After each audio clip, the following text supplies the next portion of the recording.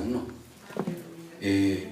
La intención es tener un tiempo familiar todos y que todos testifiquemos de lo que Dios en su amor y en su misericordia hace cada vez que nosotros buscamos su rostro. Si es usted tan amable, se pone sobre sus pies y leemos Mateo capítulo 16. Solo vamos a utilizar el versículo número 18. Leo la palabra de Dios, como siempre lo hacemos, en el nombre del Padre, del Hijo y del Espíritu Santo de Dios. Gloria a Dios. Mire lo que dice la Escritura. Y yo también te digo que tú eres Pedro. Habla Jesús y le dice a Pedro: y sobre esta roca, hablando Jesús de sí mismo, edificaré mi iglesia, y las puertas del Hades no prevalecerán contra ella. Amén. Tome su lugar si es tan amable.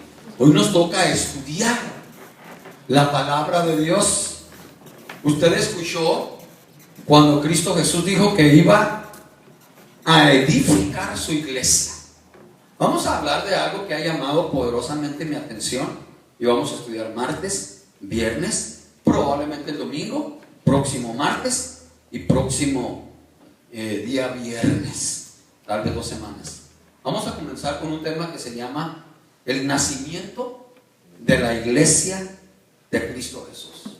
Vamos a hablar del nacimiento para poder nosotros elaborar qué es la iglesia. ¿Por qué razón yo voy a la iglesia? Porque algunos no van a la iglesia. ¿Cuánto amo el ir a la iglesia? ¿A qué voy a la iglesia? ¿Por qué voy a la iglesia? Hermano amado, yo quiero que vayamos desde un origen, desde el establecimiento de la iglesia. La iglesia de Cristo Jesús fue fundada con la piedra principal, que es Cristo Jesús. Gloria a Dios. El fundamento de la iglesia, la piedra principal, es Cristo Jesús. Aleluya, amén. Vamos a leer rápidamente la escritura en el libro de Efesios, capítulo número 2. Vamos a llevar una secuencia. Vamos a ver el nacimiento de la iglesia de Cristo. Gloria a Dios. Bendito Dios. Efesios, capítulo 2, versículo número 20. Gloria a Dios. Dice la escritura: edificados sobre el fundamento de los apóstoles y profetas, siendo la principal piedra del ángulo el fundamento. Oiga esto, oiga, de los apóstoles y profetas, siendo la principal piedra del ángulo Jesucristo mismo. Entonces, hermano amado, aquí vemos a la iglesia de Cristo Jesús. Fue fundada con la piedra principal, que es Cristo Jesús.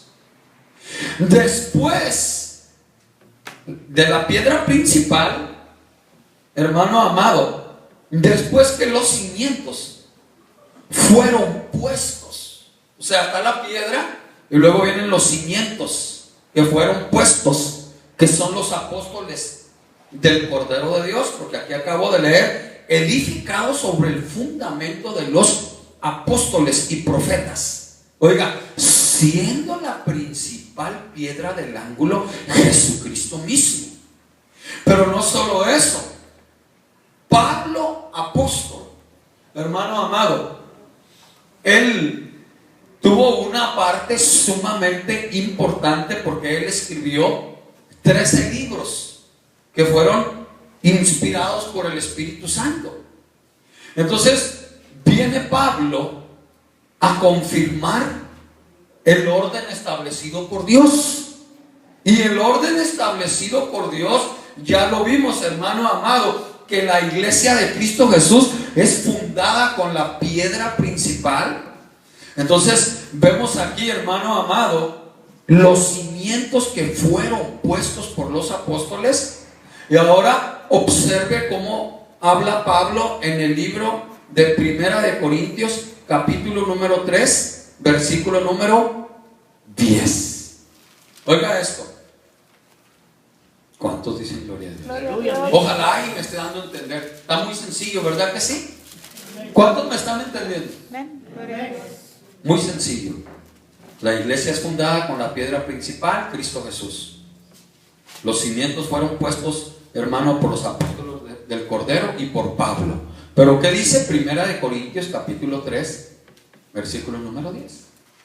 ¿Qué dice? Conforme a la iglesia de Dios que me ha sido dada, dice, como perito, Como perito, arquitecto, pues el fundamento y otros eficaz encima, pero cada uno mira cómo sobre edifica. Ok, vamos a ver a Pablo. Ok. Conforme a la gracia de Dios que me ha sido dada, yo, como perito arquitecto, oiga esto, Pablo, pues el fundamento no era Pablo, el fundamento es Cristo, la piedra angular, ¿verdad que sí? Amén. Sí es así. Amén, gloria a Dios. Y otro edifica encima la doctrina de los apóstoles. Pero oiga esto, pero cada uno mire cómo sobre edifica. Me llama la atención poderosamente, porque lo que quiere decir el versículo número 10 es que la iglesia de Cristo Jesús está siendo sobre edificada en el fundamento puesto por los apóstoles del Cordero. Es decir, la fe de los apóstoles del Cordero estaba puesta única y exclusivamente en Cristo Jesús. La fe suya y la mía está puesta única y exclusivamente en Cristo Jesús. Gloria a Dios. A Él, hermano amado, como nuestro Señor, como nuestro Salvador, venimos a alabar, a adorar, nos dirigimos al Padre en el nombre de Jesús. Pero vean lo interesante de este versículo, que nos enseña que la iglesia de Cristo Jesús, hermano amado, está siendo sobreedificada en el fundamento puesto por los apóstoles del Cordero. Ok, vayamos al tema directamente. Entonces, vamos a estudiar cuál es el nacimiento de la iglesia de Cristo Jesús. Para poder nosotros ver surgir a la iglesia, tenemos que entrar por la puerta del libro de los Hechos. Es allí en el libro de los Hechos donde está el inicio o el nacimiento de la iglesia. ¿Cómo surge? ¿Cómo nace la iglesia de Cristo Jesús? Hermano, la iglesia empezó cuando los hermanos estaban reuniéndose en los patios del templo de Jerusalén. Se reunían en los patios del templo de Jerusalén y se reunían ahí, hermano amado, para orar específicamente. Pero lo que me llama la atención, en la puerta del templo llamado La Hermosa, la iglesia no tenía un local. La iglesia de Cristo Jesús asistía al templo, hermano amado, judío. Un templo judío que fue profetizado, hermano amado, que sería destruido. El templo en el año 70 fue destruido. Usted conoce la historia por el Imperio Romano. Entonces, hermano amado, se quedaron sin local y sin lugar donde reunirse los hermanos de la iglesia de Cristo Jesús. Entonces, el origen de ellos, donde nace la iglesia, es este. Pero cuando el templo es destruido, hermano amado, en el año 70, entonces los hermanos empezaron a reunirse por primera vez, hermano amado, en las casas. Yo quiero que vean lo que dice la Biblia en el libro de Hechos, capítulo número 2. Vamos a ver a la iglesia cuando surge. Mire cómo se reunía la iglesia. Mire en dónde se reunía la iglesia. Hechos 2, versículo 46. Es sumamente importante entender esta porción de la palabra de Dios. Hechos 2, versículo 46, dice la palabra del Señor: y perseverando unánimes cada día. Oiga, lo que le acabo de decir ahorita se lo voy a probar ahí, en el templo.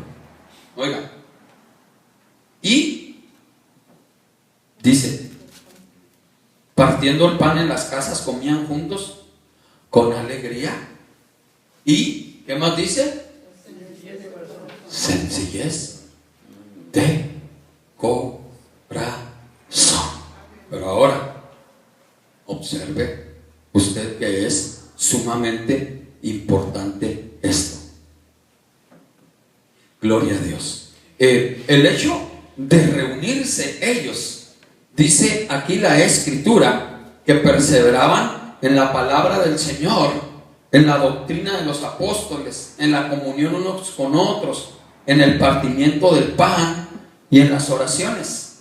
Pero me llama poderosamente la atención cómo es que ellos, hermano amado, se reunían, y cómo es que el templo, después de que el templo en el año 70 es destruido, entonces empiezan a reunirse. Ellos eran un grupo de personas que se reunían para ofrecerle un culto a Dios por medio de Jesucristo. Ellos invocaban el nombre de nuestro Señor Jesucristo, porque escrito está, vea el 46, y perseveraban unánimes cada día en el templo y partiendo el pan. Oiga, en el templo. Después observe, partían el pan en las casas.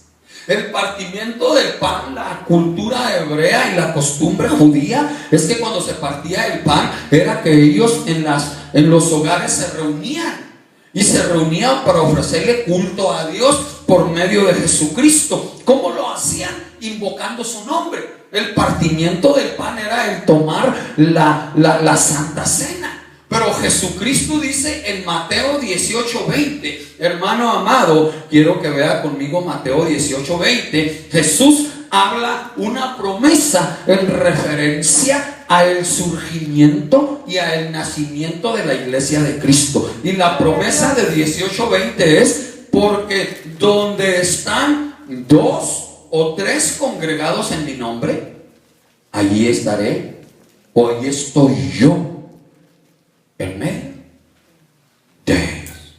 Entonces, hermano amado, Jesús estaba en medio de todos aquellos que se reunían a partir el pan y que comían con alegría y con sencillez. Perseveraban unánimes cada día en el templo. Después surge lo del templo, pero dice que partían el pan, dice específicamente en las casas, comían juntos. Mire cómo comían ellos, con alegría y sencillez de corazón. 47, vea lo que hacían ellos: alabando a Dios y teniendo favor con todo el pueblo.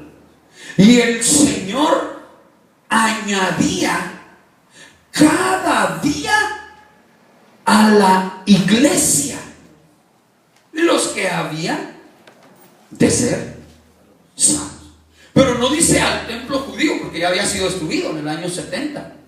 Pero entonces, ¿cuál es la iglesia? Es un conglomerado.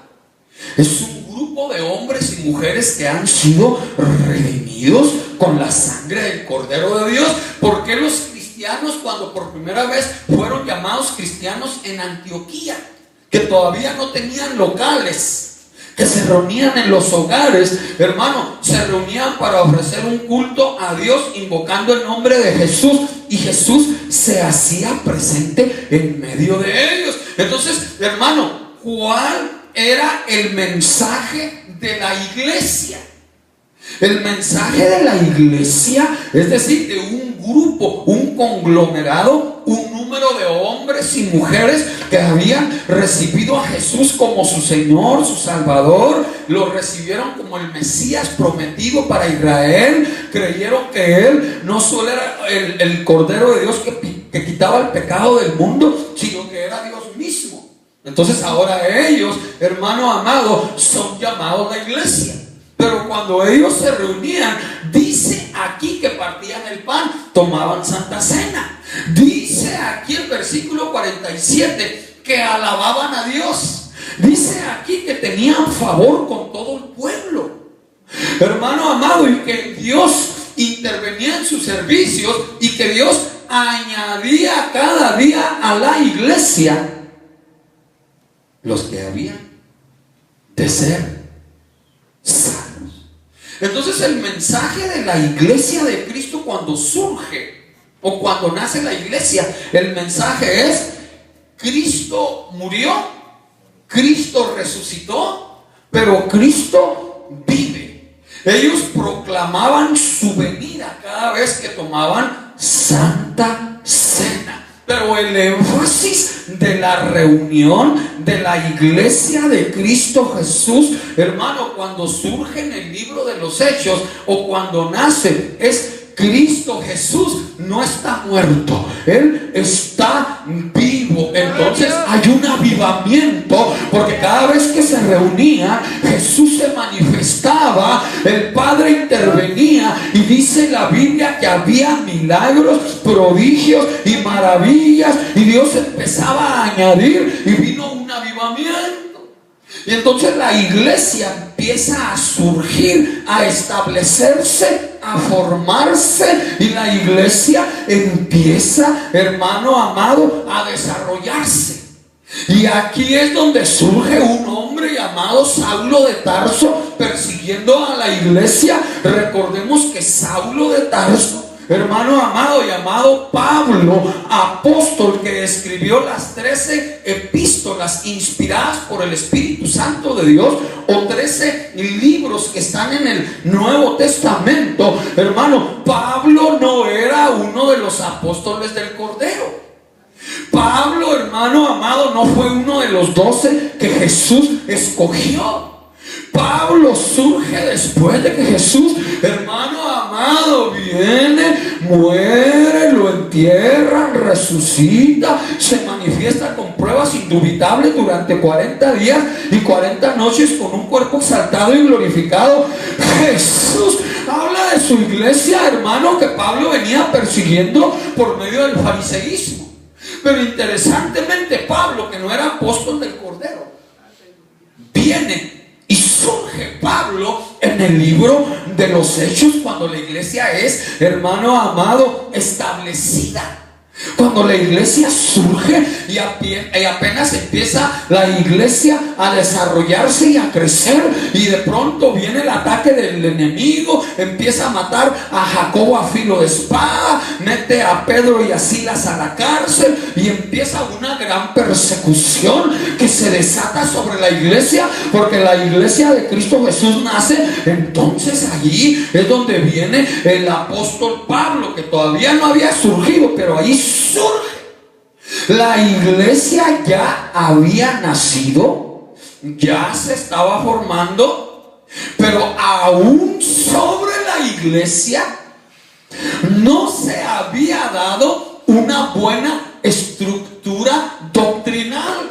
Porque la iglesia se iba a enfrentar, hermano amado, contra las puertas del Hades, poderes invisibles, los poderes de la muerte. Satanás, que el Señor lo reprenda, iba a venir con todo su ser y con toda su furia para destruir la iglesia. Entonces Pablo, apóstol al tiempo de Dios, surge, hermano amado, cuando todavía no había una buena estructura doctrinal doctrinal que necesitaría la iglesia, hermano amado, y esa estructura doctrinal sería revelada a el apóstol Pablo para la iglesia. Pero lo que me llama la atención es una pregunta que hace mucha gente: ¿y para qué la doctrina? ¿Para qué la gente necesita doctrina? Un hermano muy sincero dice: ¿para qué esa onda de la doctrina usted? Que prediquen un sermoncito de 10 minutos, que canten alabanzas, oremos y ya está. Digo, deténgase un momento. ¿Cuántos años tiene el evangelio? Usted sabe que uno, al igual que en la vida física natural, uno tiene que nacer, crecer, desarrollarse y cerrar el ciclo de la vida. Pero tiene que haber un desarrollo lógico, normal y natural. Si no hay un desarrollo, es porque hay algo anormal.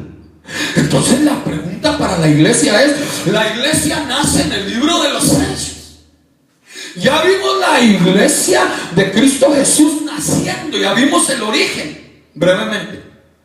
Ahora surge Pablo, a quien le van a revelar, hermano, doctrina, una buena estructura doctrinal que va a ser revelada, hermano, de Dios para Pablo, para que Pablo eduque, instruya y enseñe a la iglesia, hermano, una buena estructura doctrinal.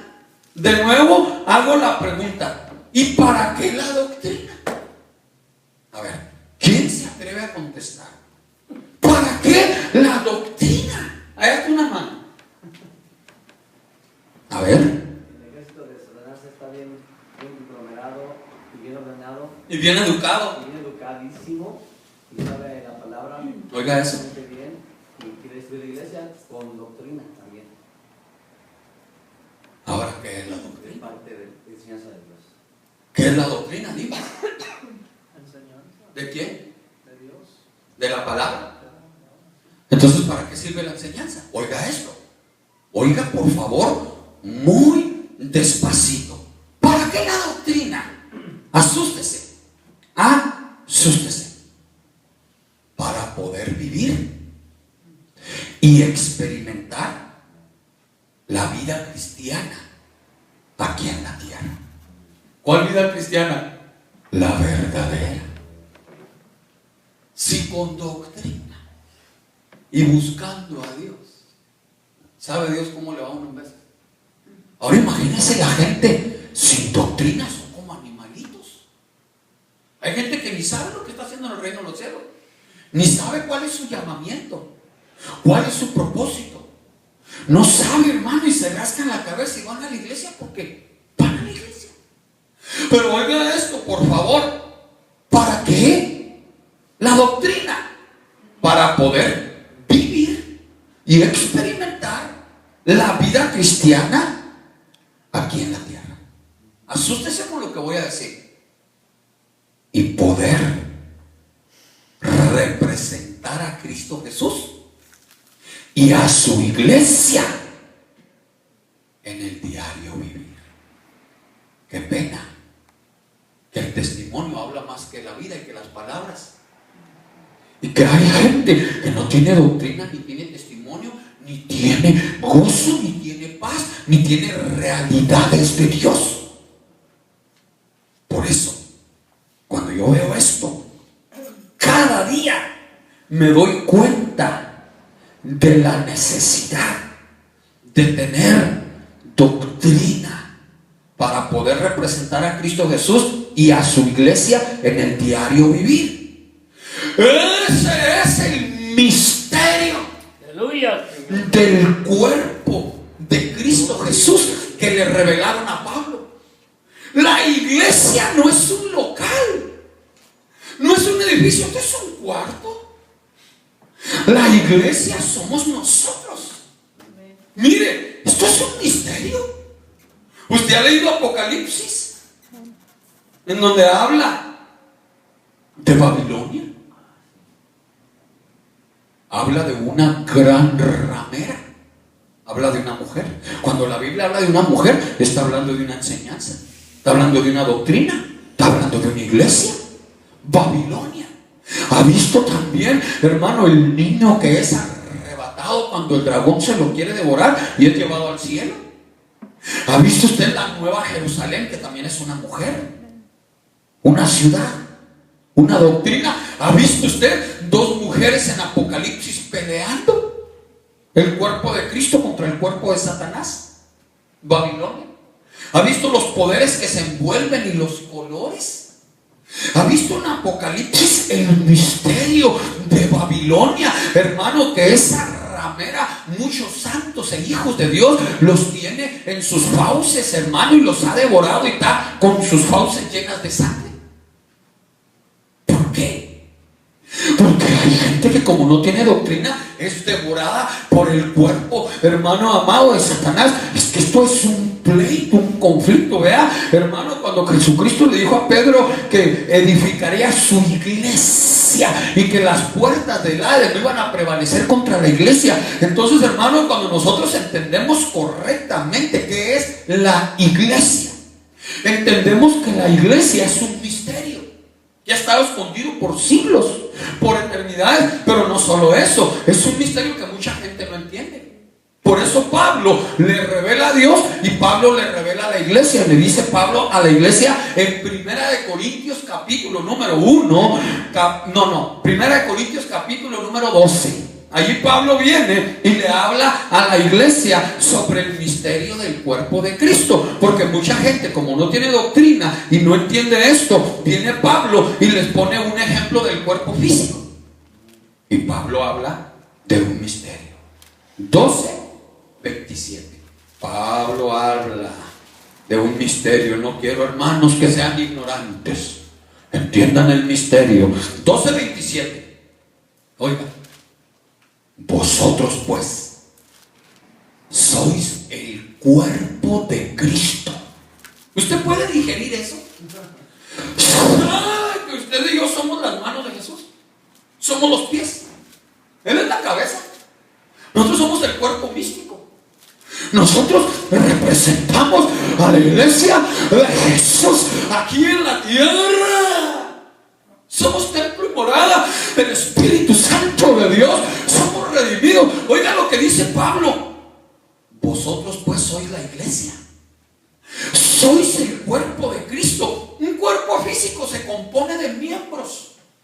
Y miembros, cada uno en particular. Unos son oídos, otros son boca, otros son, hermano, manos, otros son pies, otros son, hermano amado. El cuerpo se compone de varios miembros y cada miembro tiene una función. No hay un miembro del cuerpo que no sirva. Así, los padrastros, esos que salen en veces, son los únicos.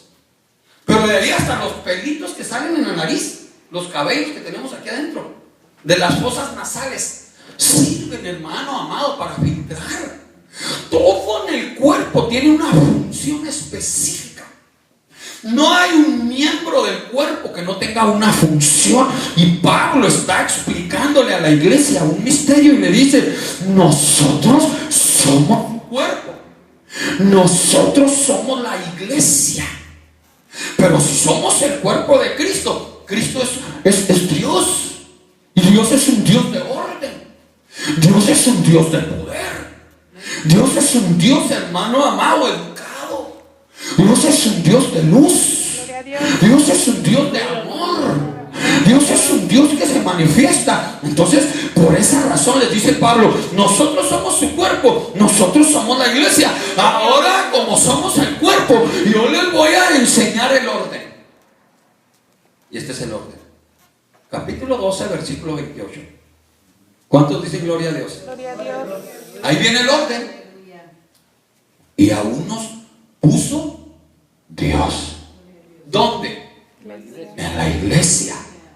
Primeramente, lo que estudiamos al inicio: apóstoles, luego profetas, lo tercero maestros, luego los que hacen milagros, después los que sanan, los que ayudan, oiga, los que administran, los que tienen don de lenguas. Está hablando Pablo de que cada miembro tiene una función, y ahí está hablando de un regalo de Dios para el cuerpo de Cristo, que es el hablar lenguas. Pero lo que me llama a mí poderosamente la atención es que está diciendo Pablo esto. Oiga esto que le voy a hablar porque es doctrina. Oiga esto. Oiga, Pablo está diciendo aquí que los miembros del cuerpo de Cristo Jesús son útiles. No hay nadie, un solo miembro no puede ser inútil. Los miembros del cuerpo de Cristo son útiles. Aleluya. Todos. ¿Por qué? Porque recibieron, hermano amado, dones que le fueron dados al cuerpo por medio del Espíritu Santo de Dios. Y si nos dieron dones, ¿para qué cree que nos los dieron, Enos? Para ser usados. Para aplicarlos. Exactamente. Si nos dieron dones a todos y a cada uno de nosotros, es para que nosotros los usemos y sean aplicados, hermano amado. ¿Por quién? Señor. Por Dios. Amén. Ahora, hermano amado, si todos tenemos dones y talentos que nos ha dado Dios, entonces viene Pablo con doctrina a graduar y a enseñarle a la iglesia que esta es una institución dada por Dios. La iglesia Dios la ha establecido, la iglesia Dios la ha puesto para que los hijos de Dios se congreguen, porque tienen una cita de amor con Dios, porque vienen a orar, porque vienen a alabar, porque vienen a pedir perdón por sus pecados, porque vienen a recibir gracia, misericordia, sanidad, liberación, gozo, paz. Yo no sé qué tantas cosas necesita el cuerpo de Cristo, pero lo recibe de la iglesia. Bendito Dios. Oiga esto. Viene Pablo y les enseña y les dice: bien, ya entendieron el misterio del cuerpo, ya entendieron que todos tienen dones, que todos son útiles. Ahora vamos a ver, así deben de ser, dice Pablo, hablando, los miembros del cuerpo de Cristo son útiles y tienen dones que fueron dados para ser usados por Dios. Ahora vamos a ver las reuniones generales de la iglesia de Cristo Jesús. Vamos a ver el contenido. ¿Qué hay en las reuniones? ¿Qué hay en las reuniones? ¿Cuál es el orden de las reuniones, hermano amado, que debe de haber en la iglesia de Cristo Jesús? Y Pablo está explicando y hace la pregunta que ahorita estaba haciendo Enoch. Primera de Corintios capítulo 14. Hágala en voz alta para que la escuchen. Oiga, estos aspectos deben de estar presentes en todas las reuniones cristianas. Si no, no es una iglesia cristiana. Primera de Corintios 14, 26. ¿Sí tiene 26? Amén. Gloria. Pregunta en voz alta. Dinámica. ¿Qué concluimos, hermanos? ¿Cómo dijo? ¿Qué concluimos? Ay, ¿Qué versión tan rara y extraña? ¿Cómo se llama? Que cuando se reúnen, cada uno puede tener un himno, Oiga, una enseñanza, una revelación, un mensaje en lenguas o una interpretación. Todo esto debe hacerse para la edificación de la iglesia. oiga eso. Hermana Mercedes, ¿qué versión trae? Ok, escuche esto. Lo voy a leer despacito. ¿Qué hay? Pues, hermanos, este asunto es con los hermanos. Cuando os reunís. ¿Cuándo os reunís? Martes, viernes y domingos. Está diciendo Pablo, ¿qué sucede entre ustedes cuando se reúnen, hermanos? ¿Cuándo? Martes, viernes y domingo. Dice, cada uno de vosotros. Empezamos con Jonathan. Seguimos con Manuel, con Don Nashi, con Dimas, mi hermana Estela, Ramoncita, Mercedes, Lidia, Enosh, Adrián, Yuli, Maribel, Juanita, Josué. Mira qué nombrecito tan guerrero y tan bonito. Ok, ¿qué hay? Oiga, cada uno de vosotros tiene salmo.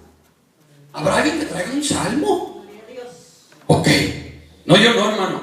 Ok, ¿habrá alguien aquí que tenga doctrina? ¿Habrá alguien que tenga lenguas? ¿Habrá alguien aquí que tenga revelación? ¿Habrá alguien aquí que sepa interpretar lenguas? ¿Habrá alguien aquí que, o sea, cada quien tiene que su granito de arena? Aleluya. Para ofrecer un culto y para que el Señor se manifieste, tenemos que hacer algo, porque no puede ser que alguien venga, hermano amado, así como robot y tranquilo, y se sienta, no picha, ni cacha, ni deja batear.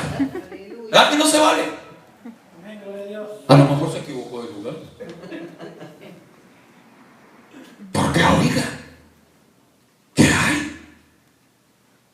Hermano, yo oía un predicador que decía, no, esa onda, así decía por la internet, esa onda de hablar en lenguas es del diablo. Decía, es más, hay iglesias que hablan lenguas y como no tienen intérprete ni deberían de hablar. Entonces dije yo, qué rápido y qué fácil es hablar y juzgar sin leer la escritura correctamente y todo el capítulo, el contexto, el verso, todo el significado en realidad de esto. Porque oiga lo que dice la escritura, oiga lo que dice. Aquí está hablando de los miembros del cuerpo de Cristo, que son útiles porque recibieron dones. Aleluya. Que fueron, hermano amado, dados para ser usados. Y el predicador leía el 28. Lea conmigo el 28. Y si no hay intérprete, calle en la iglesia y hable para sí mismo Gloria a Dios. y para Dios. Gloria a Dios. Y si habla alguno lengua extraña, sea esto por 2 o a lo más 3 y por turno, y uno interprete. 27, 28. Ok, observe el orden. Nosotros somos el cuerpo y todos debemos de tener. El que no habla lenguas profetiza, el que no interpreta, el que no tiene salmo, el que no revelaciona, el que no ora, se derrama, el que no canta, el que... Hermano, todos venimos a hacer un culto a Jehová de los ejércitos, pero con orden. Gloria a Dios. Dice la escritura, en un orden establecido. Aquí está hablando, hermano amado, que todos son útiles porque recibieron dones que fueron dados para ser usados por el Señor. Oigan lo que, se lo voy a traducir al español, facilito. En la iglesia debe de haber alabanza inspirada. Aleluya, Señor. En la iglesia debe haber doctrina del Señor. En la iglesia debe haber lenguas. En la iglesia debe de haber interpretación. Amén. En la iglesia debe de haber profecía, Aleluya. Dios. etc. Entonces oiga lo que dice la Biblia. 1:39. Ahí está hablando de un orden, pero vea 39. Así que, hermanos, procurad profetizar. Cuando el predicador, yo lo escuchaba, rápido fui a la Biblia y leí lo que dice ahí. Y no impidáis el hablar en lenguas. Quiere decir que si alguien está hablando en lenguas, está prohibido que lo detenga y lo pare. Usted, si está inspirado por el Espíritu Santo de Dios y está hablando ordenadamente y tranquilo. Ahora, si hay un desorden en la iglesia y lo único que se oye es un griterío y ruido, entonces, usted ha visto que a veces les digo, hermano, hagamos una oración tranquilo, no es oración de guerra. Hay momentos de gritar y hay momentos de no gritar. Hay momentos de orar tranquilito y hay momentos de discernir. Dios dice aquí, no impidáis el hablar lenguas. 40. Pero hágase todo decentemente y con orden. Qué impresionante. Es que nuestros cultos deben de tener orden. Debe de haber doctrina. Gloria a Se Dios. debe de graduar. Por eso va a ver que no tengo el honor y el privilegio de llegar y doblar rodillas y orar 30, 40 minutos. Y no, tengo que levantarme, tengo que ver, chequear todas las áreas, hermano amado, que esto, que el otro, que la alabanza, que aquí, que allá, que las mujeres, que hermano, tengo que estar observando las áreas de trabajo para que no haya desórdenes. Si ha habido desórdenes, ha habido gente que de pronto se viene desde allá a imponer manos, ha habido una serie de cosas. Uno tiene que estar alerta para poner un orden y establecer lo que dice la Escritura, hermano amado, un orden doctrinal, para que seamos nosotros educados, instruidos, para que vengamos a la iglesia y no perdamos nuestro tiempo, a lo que venimos para edificación. Vamos a regalarle al Señor una ofrenda de palmas, por favor. Vamos, con gozo, con alegría. Lo que me impresiona es que de las casas, cuando surge en el libro de los Hechos, la iglesia de Cristo Jesús empezó a difundirse por todo el mundo. Porque ese es el mandamiento que dio Jesús en Marcos 16:15, ir por todo el mundo. Se diseminó el evangelio. Y la iglesia de Cristo Jesús, hermano amado, se difundió por todo el mundo, pero estamos viendo cómo nace. Entonces se difundió por todo el mundo y se predicó el evangelio, hermano amado, por todo el mundo. Y esta es la parte interesante, donde yo quiero que usted piense conmigo. Esta es la parte interesante para mí, porque estoy en el corazón, estoy en el desarrollo para concluir. Pero lo que me llama la atención es que Pablo, apóstol, hermano amado, viene y da la estructura doctrinal. Pero Pablo, cuando empezó a ministrar doctrina y palabra, hermano amado, revelada por Dios, Pablo encontró mucha oposición de parte de los judíos. Hermano, y esto llama poderosamente mi atención. Pablo de tal manera encontró tanta oposición, hermano, que la gente no entendía ni comprendía la revelación de la palabra de Dios. Ni aún Pedro y otros apóstoles decían que era difícil entender y digerir la palabra cuando Pablo, apóstol, enseñaba, porque a Pablo le había revelado Dios cosas inefables, que eran capaces de expresarse muy poco con un lenguaje humano, porque Pablo llegó el Señor y lo arrebató y se lo llevó al paraíso, hermano, y lo regresó. Y Pablo tenía, hermano, doctrina revelada que no tenía antecedente en el Antiguo Testamento, como lo era el arrebatamiento y varias otras porciones de la palabra de Dios impresionantes. Entonces Pablo, mire, hermano, era tal la oposición que cómo termina el libro de los Hechos. ¿Cómo termina ese capítulo? Hechos capítulo 28. Observe cómo termina. Observe nada más. Hechos 28. Cuando lo tengan me dicen, por favor. Capítulo número 28. Hechos 28. Oiga esto. Sabed pues, mire el misterio, que a los gentiles es enviada esta salvación de Dios, y ellos oirán. Y cuando hubo dicho esto, los judíos se fueron. Había una discusión terrible, doctrinal, teniendo gran discusión entre sí. Y Pablo permaneció 2 años enteros en una casa alquilada.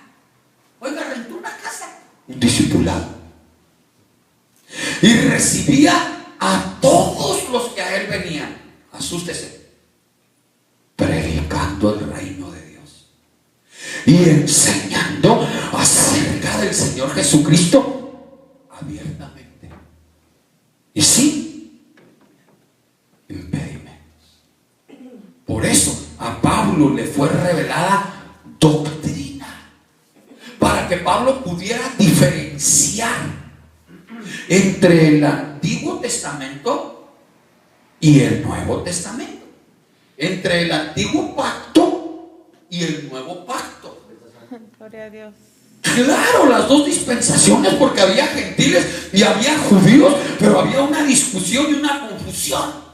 Entonces viene Pablo y predica el reino de Dios y enseña acerca del Señor Jesucristo abiertamente, sin impedimentos, hermano amado. ¿Por qué? Porque a los gentiles que somos usted y yo, hermano amado, nos ha enviado Dios una salvación eterna, hermano, y nos ha salvado eternamente y para siempre, y ha anotado nuestro nombre en el libro de la vida y depositó sobre nosotros Espíritu Santo sin hacer acepción entre judíos y gentiles. Gloria a Dios. Bendito Dios. Esto es poderoso y maravilloso, hermano amado, porque, hermano amado, no entendía Israel, los fariseos, los judíos, lo que era la palabra que a Pablo le había sido revelada.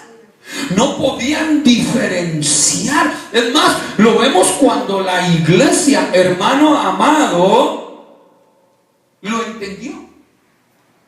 La iglesia, mire lo que entendió para hablar un ejemplo solamente entre el Antiguo Testamento y el Nuevo Testamento.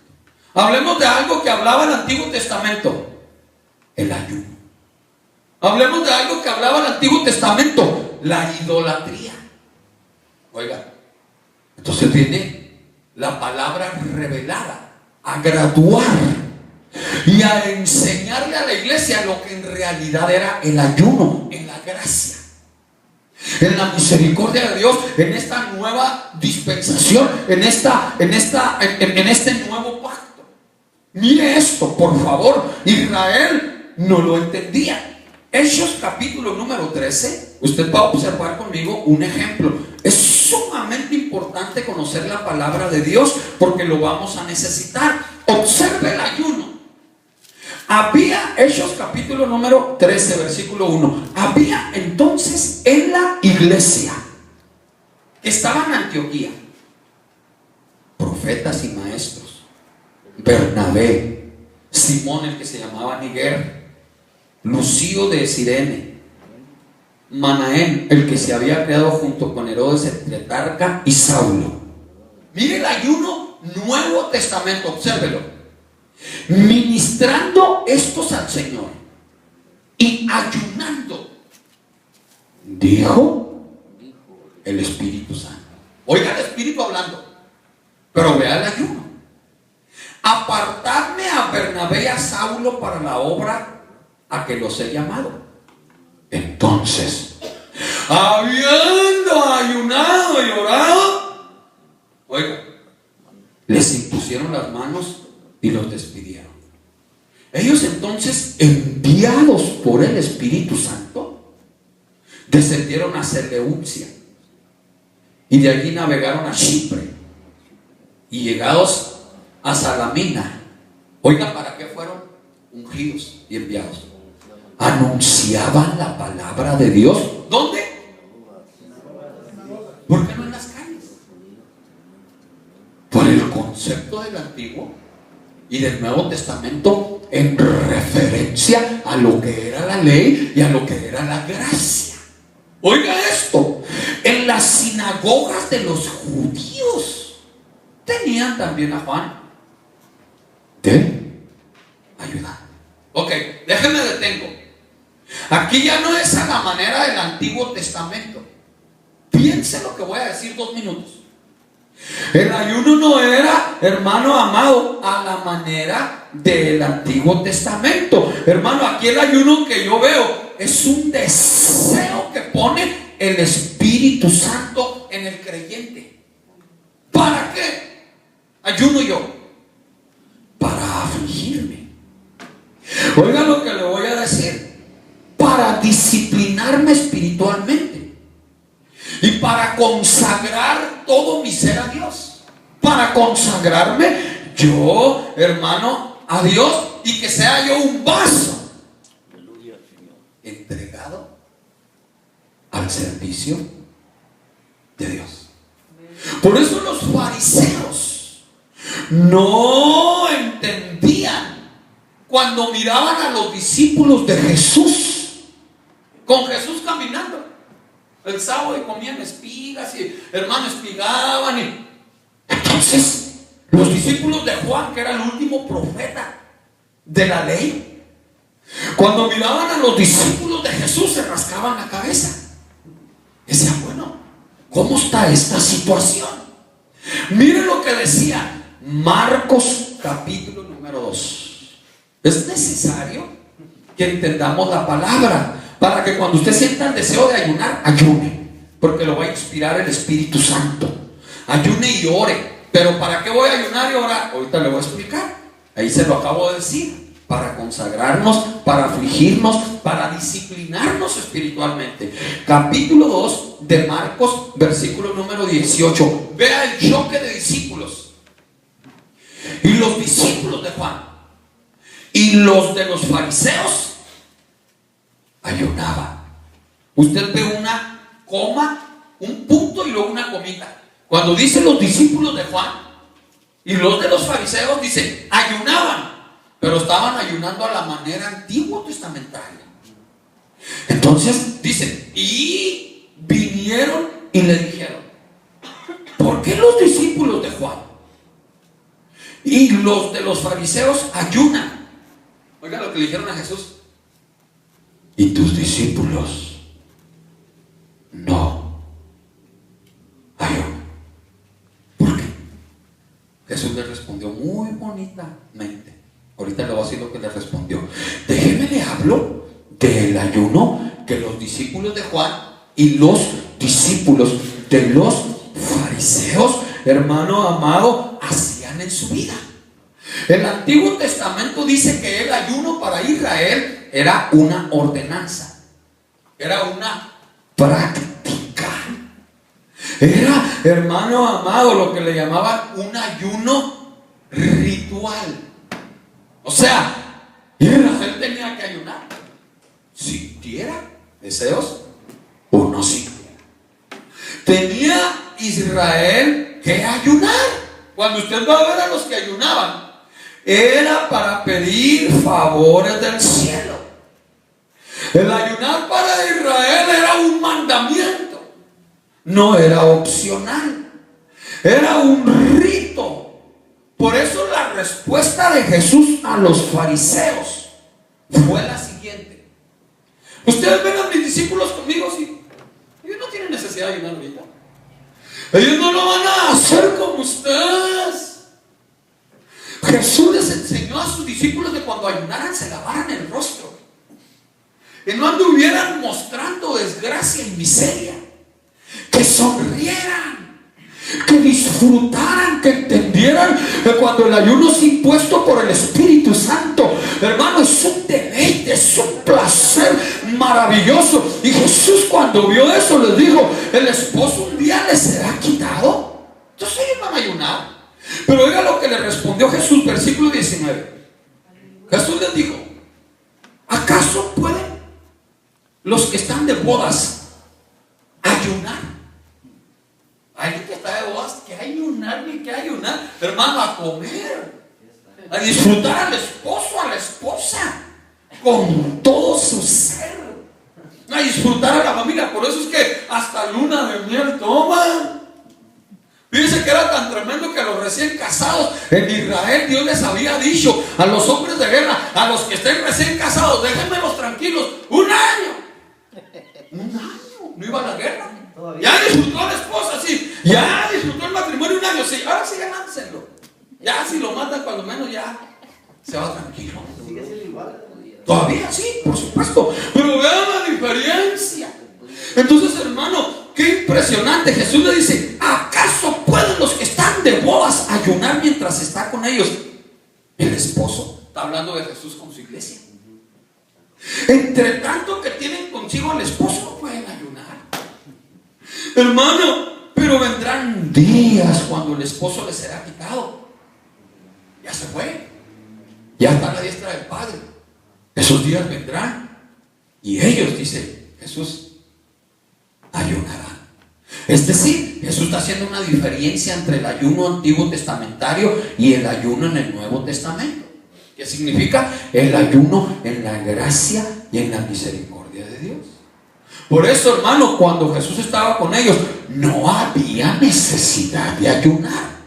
¿Por qué? Por la diferencia entre los dos pactos. Sí. En la iglesia de Cristo Jesús hay oración. Ya lo leímos. Hay 5 ministerios, lo acabamos de leer. Nosotros creemos que hay apóstoles, profetas, hermanos maestros, evangelistas, pastores que Dios ha establecido. Nosotros creemos que hay 9 dones del Espíritu Santo. Nosotros creemos en el hablar en lenguas, en la profecía. Nosotros creemos en la sanidad divina. Nosotros creemos, hermano amado, que Dios usa a todos los que se prestan como instrumentos para que Dios los use. Nosotros creemos que el Espíritu Santo llama a hombres y mujeres y los trae a la iglesia para capacitarlos, para llenarlos y luego para usarlos. El Espíritu Santo de Dios, hermano amado, empieza a desarrollar y a producir frutos dignos de arrepentimiento en la vida de cada uno de nosotros.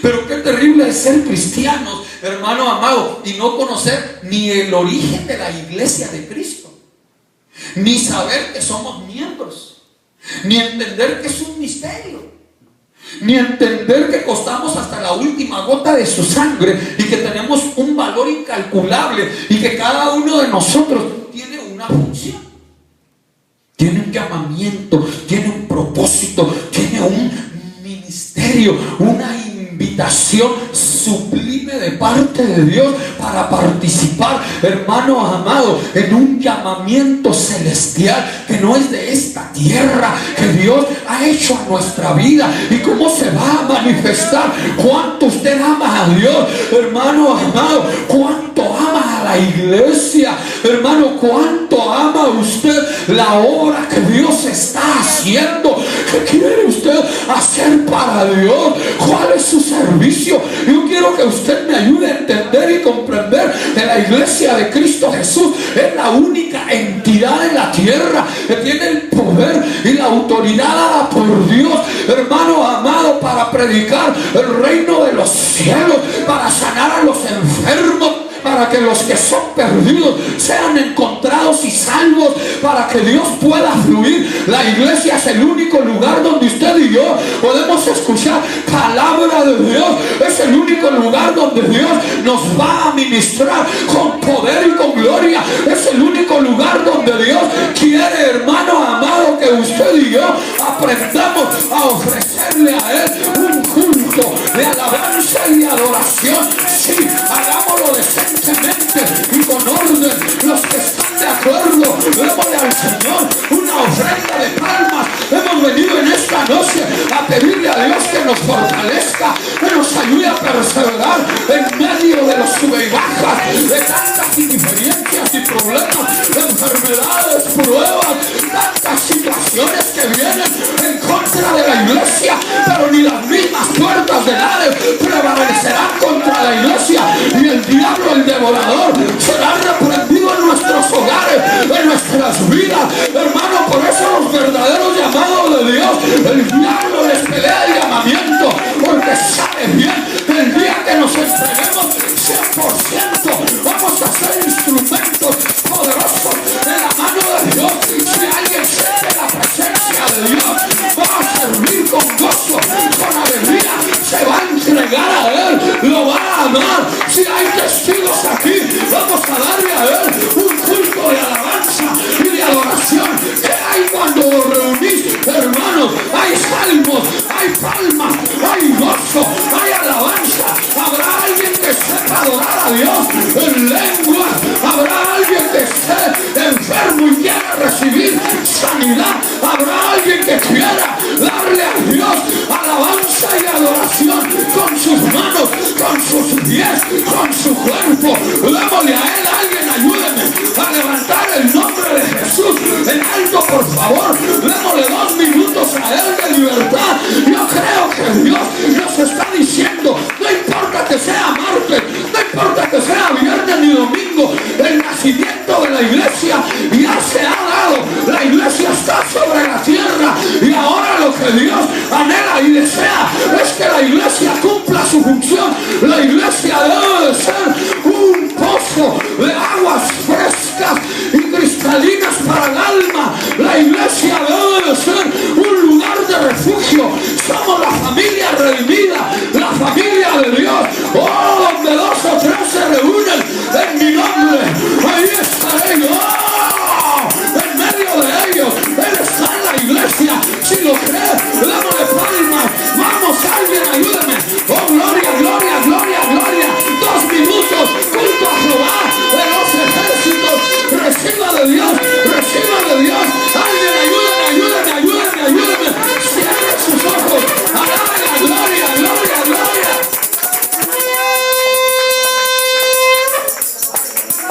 Aleluya. Oh, gloria, gloria, gloria. Lance la palabra a su hogar. Diga, bendigo mis hijos, bendigo mis nietos. Lance la palabra. Rocíe la sangre de Jesús. Usted tiene poder en su boca. Ahora reciba de Dios poder. Reciba gracia. Reciba misericordia. Reciba, reciba. Aleluya. Gloria, gloria, gloria. No se me canse. Alábelo 1 minuto más. Yo quiero orar. Yo quiero orar. Yo quiero ungirla. Usted que está enferma. Usted que tiene alguna enfermedad en su cuerpo. Usted tiene fe. Venga al altar. No pierda la esperanza. Venga con reverencia. Venga con temor. Espíritu Santo de Dios. Ahora fluye. Empieza a tocar cuerpos. Padre, invocamos el nombre de Jesús. Me uno con tu Padre.